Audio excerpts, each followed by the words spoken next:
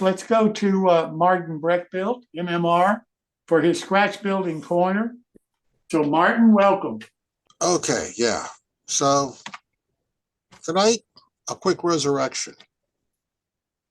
So this refers to those pieces of junk you find underneath the table at a train show for $5 to $10 that you quickly don't look at and keep moving and don't handle and walk away from, figuring, what a piece of junk. But foolishly, I actually tend to buy them. And sometimes I buy a whole box of them, or 2 or 3 boxes of them. And I'm working my way through a few of them right now. So here's one of the top ones. We'll go through the entire resurrection in one evening instead of 3 days. So we'll do another one next week, probably, though. Anywho, so doesn't look too terrible. It's a flat resin kit car, probably an old Chooch model, which in their day were pretty nice cars if you could get a hold of one that was with good castings that weren't cupped, warped, twisted, twice as thick at one end as the other, etc. They were a recipe for madness to try to assemble at times, but once you jump over all the obstacles, you could get a pretty nice looking car at the end of the tribulations. This one, someone has done a lot of modifications to. Those door, that's not the original door. And there's a bunch of styrene bits, and there's a styrene roof. I don't remember these having styrene roofs like that. And some roof walk parts that aren't native to this kit, and some other odds and ends. So there's been some modifications done to it. Somebody had some intentions of doing something and never finished it. Now we've got metal ends. I don't remember these kits having metal ends. And in fact, I talked with Bill Davis, and he posited that this were probably the old Berkshire Valley cast ends, which aren't available anymore. So someone's married some ends, doors, and some resin parts, some styrene together. And you can see it's not quite right, because when you flip it over, not only is it naked underneath there, someone's taken a sanding block to it, probably was a fish belly car, and now it's not. Okay, well, I can't fix that. Can't put that back without a lot of pain. But there are gaps behind the doors, behind the end castings that were added. So we got to go fill stuff and make this into something presentable. Yeah, we got to drill out the bolsters and tap those. That's something you want to do. You get this. You want to do this as early as possible, because doing it later only makes it more painful. So you get out your whatever number of drill it is, and taps, and get those holes set now. Doing it later won't be any easier. So, okay, so it's not so naked now. We got the gaps filled underneath the doors. We got some AV brake components in, lots of wire, hooking it all together, brake levers, and all the plumbing and rigging, holding everything together. The brake hangers have not been added as yet. Trust me, I'm going to put them in later. The 2 black components are Old All Nation parts that I had laying around. The triple valve that came with that set. I don't know what these are made out of, what kind of plastic they are, but it is very difficult to drill and control that drilling, even with a drill press. And I promptly ruined the black triple valve, but I had a spare white metal one, probably an old Walther's part, and that was much more amenable to having 4 holes drilled in it. Yeah, ran this train line through this. That was a lot of fun, drilling holes through the bolsters and the center supports there. It's a little tricky getting a drill bit in at right angles down inside of a already assembled car. So, but it can be done.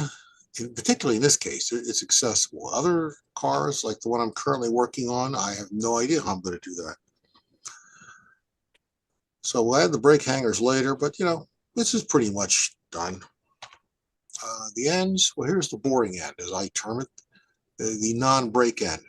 Well, we added a tack board. That's an old Berkshire Valley or a Scale City. That's a Scale City part. Some wire grab irons. I'm not sure whose ladder that was. It's one I had a pair of that seemed to fit. Air hose added to the airline off the train line running through a piece of brass angle. It's just drilled, glued, and threaded through, and everything connected up into one unit. The more complicated end, well, all the same stuff as the other end, but we've got a brake wheel housing, gear housing, a brake wheel, a little bit of wire hooked to a piece of chain, down another piece of wire, down to the brake fulcrum. This is a styrene. This is the styrene part from Precision Scale. I couldn't find a brass one. Of course, I did find the brass one tonight. It's a little late now. So that's going to go on the fourth car in this series, or the fifth one. I don't know which. So keep moving. Okay, so we've got stirrup steps, some grab irons. The stirrup steps, I'm not sure what their origins are. Old, I think, is the, like me, old. I put these on with a little bit of goo and some CA, and then I drill them out and actually pin them in place, because otherwise they're going to snap off in the future. You'll break them off. And after the third time of breaking them off, colorful language ensues, and then you drill holes and pin them in place, because that's what you knew, that's what you should have done the first time. So I just skip right to the other end. You can see the brake hangers are in here now. And there's a brake hanger here for the other end. Okay, this was actually, we fortunately had a decent day where the weather was up to almost 70 in February. And when that happens, I quick run outside, set up a plank on top of the trash can over the blacktop, and spray paint, because I don't know when I'm going to get another chance this time of the year. And quick, just paint it, and then pray the next day you can go out and hit it with some gloss. And Mother Nature was very agreeable and helpful, and we were able to get some paint on, gloss, and some decals. Decals are from K4. These are kind of fun to use. They're nice, nice decals. They're well behaved. I don't have too much difficulty with them. They generally are amenable to persuasion when you need them to flatten down over everything. And here we're done. This is the end of the line. One car done. I seal everything with clear matte. I don't use dull coat. Can't find it half the time, but I can find clear matte, so that's what I like. It gives something in between, and I like the finish on it. Add some Bettendorf trucks. I think this is an old metal pair of Athearn trucks, metal wheels. Some KD couplers on the end, and this car is ready to go wherever it is going to go, which I don't know where that is as yet. It's in a box on the floor behind me somewhere, in a stack of other boxes on the floor behind me. And that's where we are tonight. So it's not entirely scratch building, but you have to be kind of half scratch building to get to the end point, and you can pick up a car that otherwise might be described as a lost cause and resurrect it for something decent enough that easily falls within the 3-foot rule of viewing on the layout. And it just takes a little Probably bit. Probably closer than that, Martin. That's a beautiful job. It really is. I got lucky with that one. I like those. I really do like the resin cars. I have 5 or 6 others sitting on a shelf that were assembled but never finished. I'm sort of a sucker Yeah. for outside braced cars, so I don't know what I'm going to do with them all once I get them done. But they're not even in this chain of or this queue of models to work on. The rest are all. I think the rest. Well, the next one is the next one is truly peculiar. I think it was a Walther's car that then somebody covered the entire car over with styrene. Huh. Yeah. Well, you'll see it next week. It's a beautiful job. Congratulations. Thank you. Any questions of any kind? Or even ones just pertaining to this car? What's the brand of matte spray you use? That is Rust-Oleum, Home Depot. Okay. I will warn you, it has the most, of all the paints I've ever used, it has the most noxious aroma there is. It's unlike all the other Rust-Oleum paints. This one, if I take the cap off, I can hear my wife scream upstairs immediately. I haven't even started the spray, so I don't even try to use this one in the house. This is definitely one that goes outside into the driveway, about 20 feet away from the house, downwind. Martin, Yeah. the air hoses on the ends with Yeah. the rubber, is that a unit that you can buy together? You have to put those together. Those were leftovers from Wiseman. They were a set, they came out of a Wiseman AB set that I did not use on the other car, on the car that I put the AB set under, and I still had them. So whenever there's a good excuse to use up some stray parts, I'm right on it. I liked them. I picked up a couple of cars at a flea market a couple of weeks ago, and they have them on, and I really like them. So I'd like to source them out and change everything over to them.